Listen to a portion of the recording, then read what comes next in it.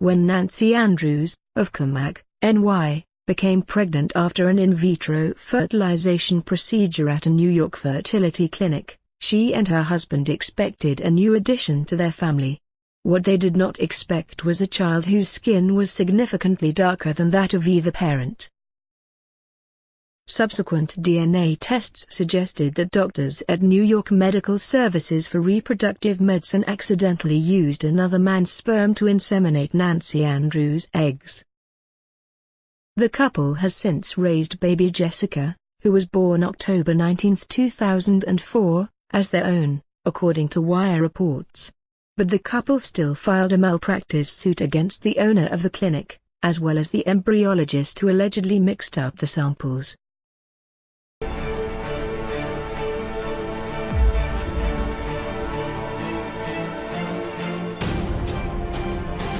"17-year-old Jessica Santillan died 2 weeks after receiving the heart and lungs of a patient whose blood type did not match hers.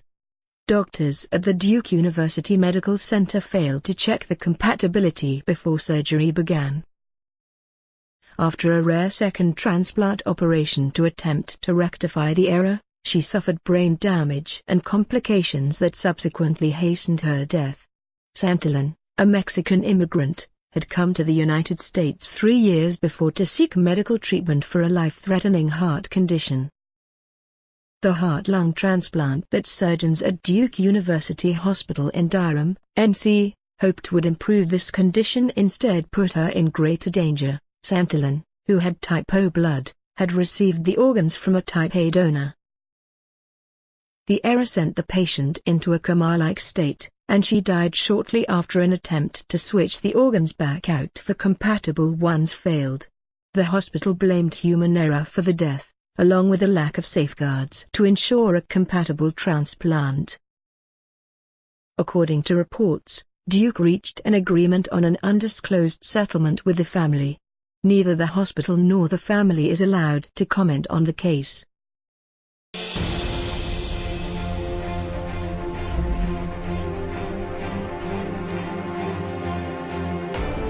In yet another case of a wrongful operation, surgeons mistakenly removed the healthy right testicle of 47-year-old Air Force veteran Benjamin Houghton. The patient had been complaining of pain and shrinkage of his left testicle, so doctors decided to schedule surgery to remove it due to cancer fears. However, the veteran's medical records suggest a series of missteps, from an error on the consent form to a failure on the part of medical personnel to mark the proper surgical site before the procedure. The error, which took place at the West Los Angeles VA Medical Center, spurred a $200,000 lawsuit from Houghton and his wife.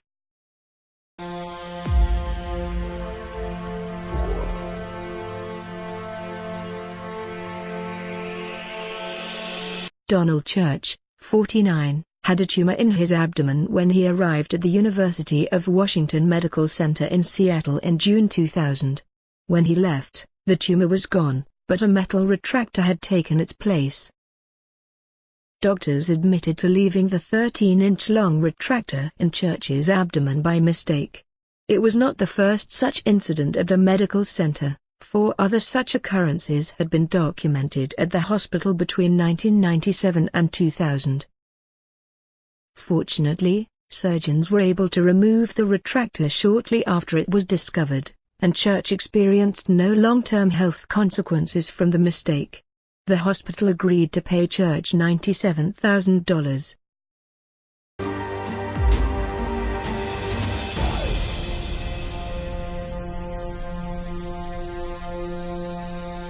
Joan Morris, a pseudonym, is a 67-year-old woman admitted to a teaching hospital for cerebral angiography.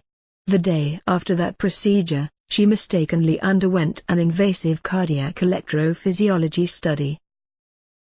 After angiography, the patient was transferred to another floor rather than returning to her original bed. Discharge was planned for the following day. The next morning, however, the patient was taken for an open-heart procedure. The patient had been on the operating table for an hour. Doctors had made an incision in her groin, punctured an artery, threaded in a tube and snaked it up into her heart, a procedure with risks of bleeding, infection, heart attack and stroke. That was when the phone rang and a doctor from another department asked, "What are you doing with my patient?" There was nothing wrong with her heart. The cardiologist working on the woman checked her chart, and saw that he was making an awful mistake. The study was aborted, and she was returned to her room in stable condition.